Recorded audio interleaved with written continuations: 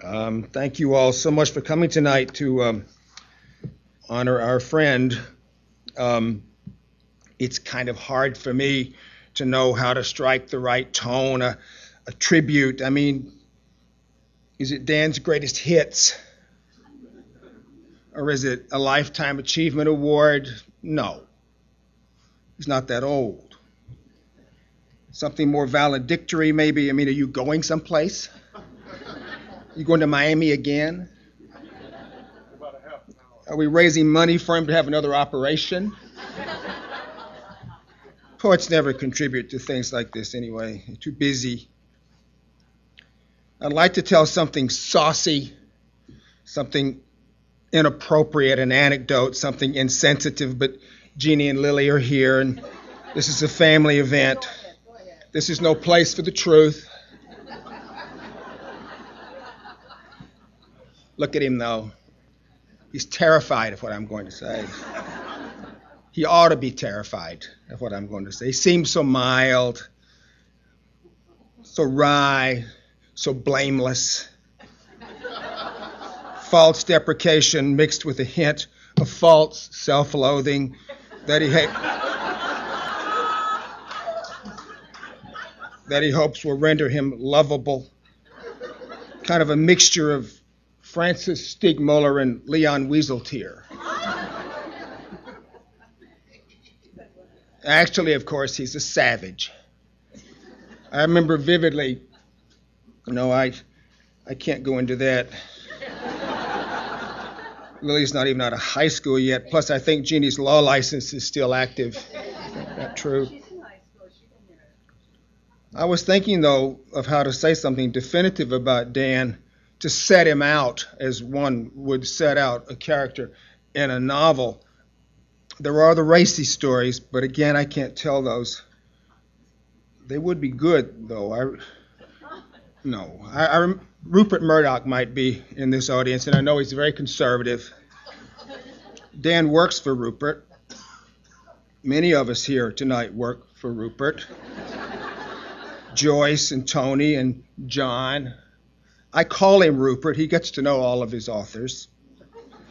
It's actually nice, to think of John working for Rupert Murdoch. I mean, me, you figure I would work for him. What the hell, But John Ashbery, it's good.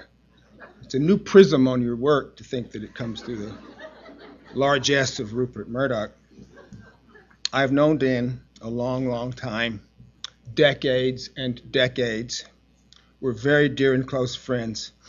And it's not that I can't characterize him. I am a novelist. I can do virtually anything with words. But I keep coming up against the peculiar space that one inhabits when you're Danny's close friend. I usually call him Danny. I think it reminds him of his childhood and relaxes him. When you're great friends with Dan, it's not like being friends with any other man. I've never played catch with Dan, for instance. That's a thing that men do. We've never had late-night talks about our profoundest religious beliefs. We've never talked about cars we owned when we were young. I've never once drunk a beer with him. He doesn't do that. I've never taken a road trip with him. I've never even seen him naked.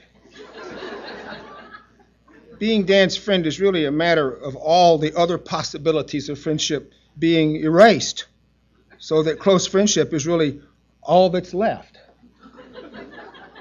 I like that, though. It's trusting. It's not always being tested and reevaluated. You live it. You don't always have to see it. That's rare among men.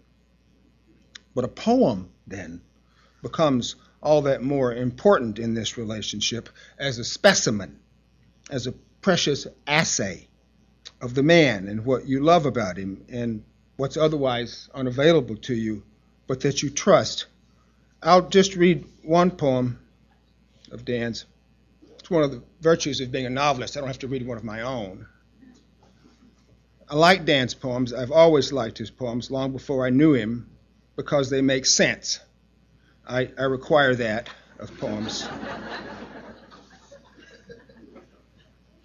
This is a poem from the late 80s called Foreign Neon, from a book by the same title, published in early 90s, Foreign Neon.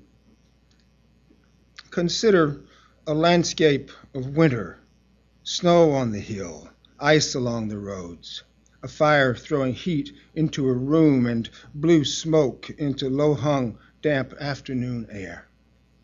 But it remains summer here in the foothills, and you've grown sleepy, tired of so many endless afternoons with only a book and a glass of mediocre wine, what's local here. You've said, well, what you have to say, and given over what you have to give. You like to think there's something endless in what's still to be discovered. Consider distance, other locations, long flights to high-contrast cities lit up at night in foreign neon. Will it be enough? She wakened you out of inventive dreaming, took a cool cloth to your head, brought to the room this cool glass of water? And what do you dream here, Mr. Domestic, living the life as if this life were something rustic more than just one more time around?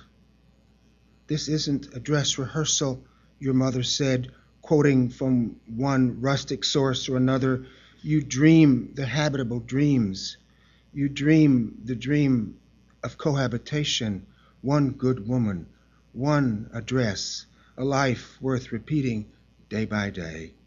And the glass of cool water, it comes to room temperature and remains untouched, leaving a colorless ring on the wormwood nightstand, the woman's face in shadow, one hand on the white sheet, looking deeply into the inevitability of her future. The rising sun tattooing the noticeably smooth surface of her cheek, a color akin to foreign neon.